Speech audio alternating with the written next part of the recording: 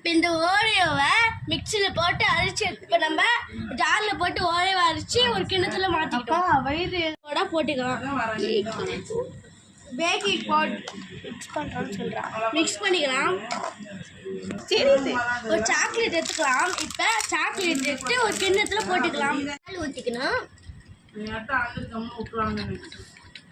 மிக்சியில் போட்ட ஓரியோவில் கொஞ்சமாக பால் ஊற்றிக்கணும்.